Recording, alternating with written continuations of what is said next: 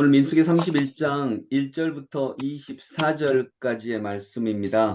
저희는 12절까지만 읽었습니다. 이 본문은 크게 두 개로 나눠지는데 첫 번째는 미디안 족속에게 주님께서 원수를 갚도록 이렇게 명하신 장면입니다. 그리고 남자는 모조리 죽여라. 그리고 군인만이 아니라 5왕도 죽이고 가축대와 재산, 짐승대 모든 것들을 다 약탈할 수 있도록 했다라고 하는 이런 원수를 갚는 장면입니다. 미디안이 이스라엘 남자들과 이렇게 결혼하고 행음하고 하면서 이스라엘을 굉장히 타락하게 했었거든요. 그래서 그거에 대한 원수를 갚아라라고 얘기를 하셨고, 오늘 우리가 읽지 않은 13절부터는 조금 더 충격적인 이야기가 나오는데, 이건 뭐냐면 이제 전리품으로 데리고 온 아이들과 여자들을 보고 왜 여자들까지 다 죽이지 않았느냐, 여자들까지, 즉 남자를 안 여자들까지 모두 죽여라, 이렇게 하나님이 모세를 통하여서 명령을 내리는 것입니다.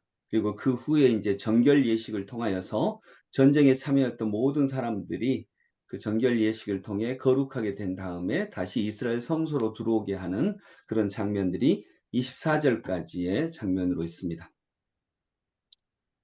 오늘 이 말씀을 보면 약간은 충격적입니다. 왜냐하면 하나님의 사랑 전혀 느낄 수가 없습니다. 또는 너무 잔혹하십니다. 너무 잔혹하고 잔인하시고 이렇게까지 해야 하나라고 하는 그런 의구심이 생길 정도로 우리가 사랑의 하나님이다라고 하는 그 말씀과는 너무 어울리지 않는 잔혹한 말씀들이 이렇게 나옵니다. 근데 이 말씀을 어떻게 이해할 수 있을까? 먼저 첫 번째로는요, 이건 그 당시의 역사 속에서, 그 당시의 문화와 역사 속에서 이해를 해야 한다라고 이렇게 이해하시기 바랍니다. 미디안 족속을 통하여서 이스라엘 백성들이 굉장히 타락했었습니다. 어, 그 미디안 여인들의 행음하는 활동들을 통해서 이스라엘 백성들이 아주 타락했었고, 성적으로 타락했었고, 그리고 하나님을 저버렸고, 이들을 통하여서 이방신들이 들어왔었습니다. 그리고 그 당시에 꼭 이스라엘만이 아니라 이 당시에 모든 세상의 문화가 이렇게 공격적이고 굉장히 전투적이었다, 이런 배경하에서 그 당시에 문화와 관련된 내용으로 이렇게 이해를 하시면 되겠고요. 두 번째로는 이제 이런 모든 말들이 문학적인 표현이 있을 수 있다라고 생각하시기 바랍니다. 이렇게 철저하게 이방의 문화, 그리고 하나님을 배격하는 문화, 이것과 철저하게 싸워야 한다라고 하는 하나님의 말씀일 수 있다는 것입니다. 이렇게 이해할 수 있고요. 이걸 배경으로 하고 오늘 이 말씀을 통해서 좀 이렇게 살펴볼 수 있는 내용들을 이렇게 보도록 하겠습니다. 음, 오늘 말씀에 보면 이스라엘의 신앙적 순수성을 지키는 것, 이것이 얼마나 귀한 일인지를 역설적으로 알 수 있다라고 하는 것입니다. 우리가 흔히 하는 말로 목숨을 걸고 지켜야 하는 것이 있습니다. 목숨보다 더 소중한 것이 있습니다. 생명을 생명답게 만들기 위해서 우리가 목숨보다 더 소중하게 지켜야 하는 것이 있고, 궁극적으로는 그것이 우리의 생명과 목숨을 또 지켜내게 한다는 것을 우리가 알 수 있겠습니다. 여러분, 오늘은 5월 18일 43년 전 광주에서 이 땅의 민주주의와 이 땅의 역사를 위해서 많은 분들이 희생당했던 이런 일이 있습니다. 그분들에게는 목숨보다 더 소중한 것들이 있었다라고 하는 거죠. 여러분, 여러분에게는 목숨보다 더 소중한 것이 있으십니까? 내가 죽더라도 지켜야 하는 것이 있으십니까? 우리 그리스도인들에게는 그것이 있다라고 고백하는 것입니다. 왜냐하면 목숨보다 더 소중한 것이 있기 때문에 그걸 지킨 사람들을 우리 주님께서는 다시 생명의 부활로 영원한 삶으로 인도해 주시기 때문입니다. 그리고 목숨보다 더 소중한 것이 있어야 삶이 참다워집니다. 즉 죽음의 문제를 해결해야 하는 것입니다. 종교는 궁극적으로 죽음의 두려움에서 벗어나고 죽음의 문제를 해결하는 것이거든요. 죽음의 문제를 왜 해결해야 되냐면 죽음의 문제를 해결할 수 있어야 삶의 문제가 해결이 됩니다. 이것이 종교의 궁극적, 신앙의 궁극적 해결입니다.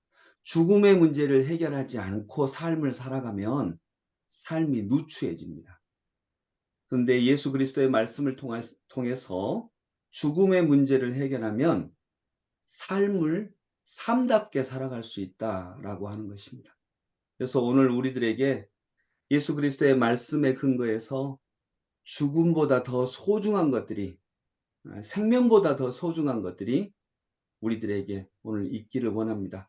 그러할 때에 우리가 살아가는 그 모든 과정, 우리의 삶을 주님께서 빛나게 해 주시리라 믿습니다. 오늘 그 5.18에 만나볼 수 있는 그런 진리이기도 하고요. 또 구약에서는요, 죄를 지은 사람들을 죽였습니다. 그리고 즉 처벌한 거죠. 그런데 이제 예수 그리스도께서 이 땅에 오시고 새로운 시대, 즉 새로운 시대, 신약의 시대가 열리면서는요, 죄를 지은 사람들을 처벌하는 것이 아니라 죄를 지은 사람들을 위해서 죽었습니다. 주님의 십자가가 바로 그렇죠. 우리가 죄인이었고요, 우리를 위해서 주님께서 죽으셨습니다.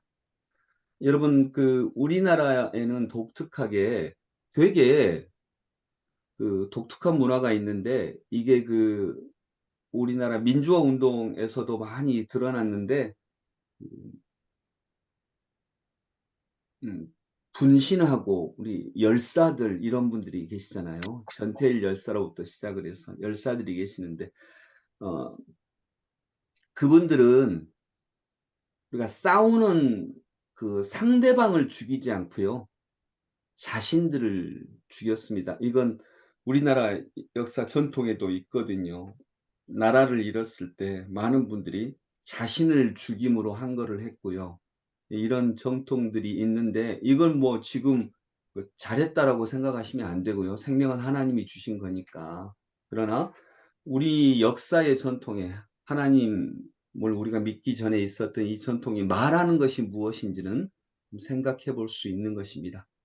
그냥 쉽게 말해서 가정을 살리기 위해서 당신이 달라져야 돼, 당신이 죽어야 해, 이렇게 생각할 수 있는데, 또 하나의 방법은 내가 죽는 것입니다.